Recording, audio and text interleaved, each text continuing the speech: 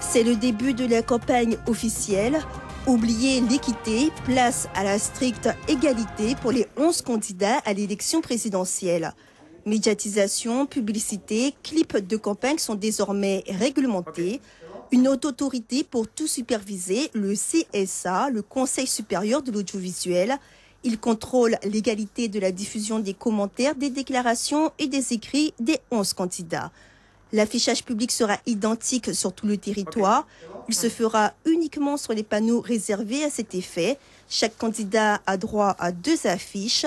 L'utilisation du drapeau tricolore est également interdite sur les affiches de campagne, sauf s'il est intégré à l'emblème du parti politique. En Guyane, les panneaux sont bien là, mais ils attendent les affiches des candidats. J-10 avant les élections présidentielles et beaucoup d'incertitudes quant à la situation à l'aube de ces échéances électorales. J'ai contacté quelques maires quand même pour savoir comment ça se passait, que ce soit sur le littoral, mais surtout sur l'Est et l'Ouest, donc ça a l'air de bien se passer. Les panneaux sont posés dans la plupart des communes, il me semble. Maintenant, c'est vrai qu'on attend le matériel de vote, donc tout le monde attend les bulletins de vote, les enveloppes, les procès-verbaux, bon, tout ce qui est vraiment administratif pour que nous puissions faire ces élections.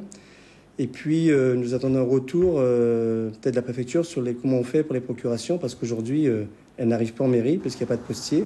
En Guyane, conséquence des grèves, la Commission nationale de contrôle prend acte de l'impossibilité d'expédier les circulaires des candidats aux électeurs guyanais. Elle rappelle que ces déclarations ainsi que les enregistrements sonores sont disponibles sur le site internet www.cnccep.fr. Les électeurs pourront-ils accomplir leurs devoirs citoyens sereinement malgré le mouvement social? Autant d'interrogations sur la tenue des élections présidentielles. Pourtant, le cadre législatif est clair, le Conseil constitutionnel est souverain. Il faut absolument que le juge électoral, en l'occurrence pour les présidentielles, le Conseil constitutionnel, examine si les irrégularités, quelles qu'elles soient, altèrent la sincérité du scrutin. C'est-à-dire, est-ce que ça aurait changé les résultats au niveau national que la Guyane vote ou pas? Les élections présidentielles sont prévues le 22 avril en Guyane. Dans quelles conditions se dérouleront-elles? Seul l'avenir nous le dira.